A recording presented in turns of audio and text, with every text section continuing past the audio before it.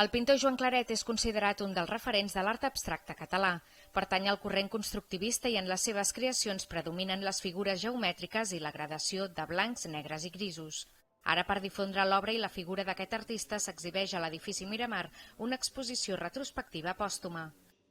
Era bastant diferent, diguem-ne, que tots els altres abstractes que van aparèixer en aquella època. O sigui, si ho comparem això amb Tàpies, amb Guinovart, amb Tarrats, amb Clavé, diguem-ne, tota aquesta gent té, trobo jo, un treball molt més orgànic, no? I té un tipus d'abstracció, no és ni millor ni pitjor, simplement és diferent. Era un estil, diguem-ne, molt més geomètric, molt més precís. La mostra, amb 65 creacions, es pot visitar fins al 7 de maig i permet fer un recorregut per l'evolució pictòrica de Joan Claret.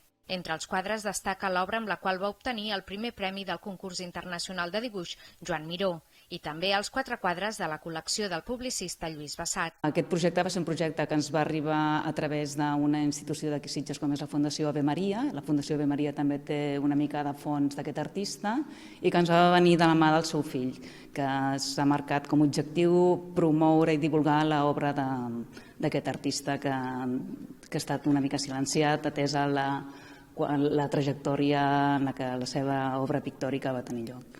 La família de Joan Claret treballa actualment perquè l'obra de l'artista s'incorpori a la col·lecció permanent del Museu Nacional de Catalunya i també per aconseguir un espai permanent a Sant Feliu de Guíxols, on va desenvolupar bona part de la seva activitat pictòrica.